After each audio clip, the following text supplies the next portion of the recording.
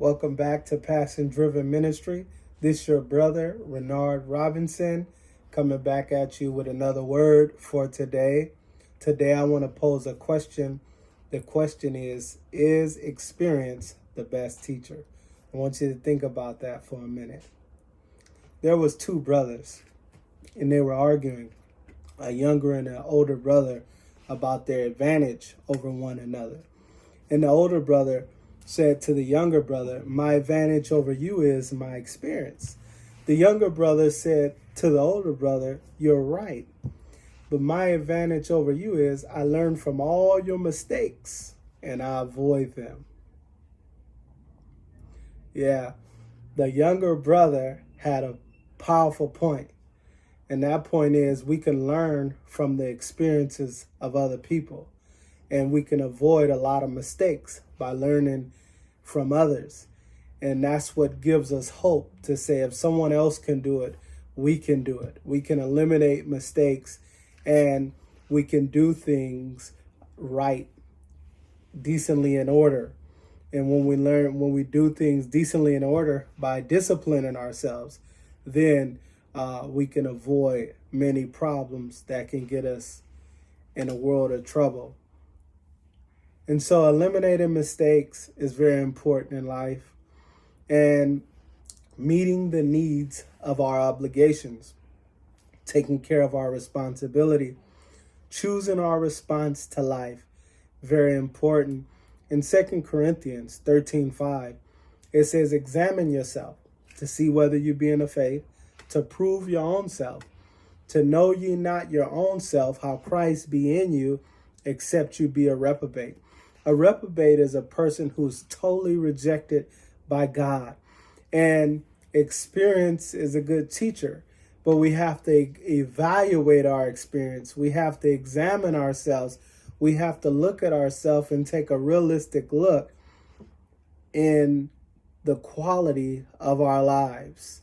And that's very important because our quality, as long as we are strengthening our character, we're growing, developing, then we are increasing our value to ourselves and to the world. And so that's something to think about there, about our experience, and is it the best teacher, learning from our own experience and learning from the experience of others. That's vitally important. And when we look at that, there's a few ways we can examine ourselves. One is our thought life. The Bible calls it the hidden man of the heart. When we look at that, our lives, and we reflect on our daily experiences, we have to look at that because no one knows your thoughts. Only you know your thoughts, and you with yourself all day. And so it's very important how we think.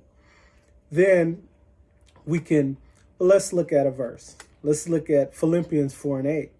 It says that whatsoever things are true, whatsoever things are honest, whatsoever things are just, whatsoever things are lovely, whatsoever things are of a good report, if there be any virtue and if there be any praise, think on these things. The virtue is the moral excellence. And so when we're thinking on praise and all those positive things, we look at that as very important in looking at our mindset and how we think. Because again, no one knows our thoughts. It's up to us to examine our thinking in the way we choose to think. Then we look at our words, our choice of words, how we use language. Very important, because as a man thinketh in his heart, so is he.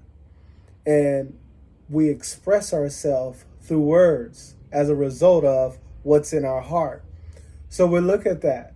When in Ephesians chapter 4, verse 29, it says, "Let no corrupt communication proceed out of your mouth, but that which is good to the use of edifying others, that it may build them up and minister grace to them." And so when we communicate with others, our language style, we want to use words that lift others up. We want to use words that encourage. We want to use words that build, not words that destroy. As you know, Proverbs 21:18 says, life and death is in the power of the tongue, and they that love it shall eat the fruit thereof. Thank you.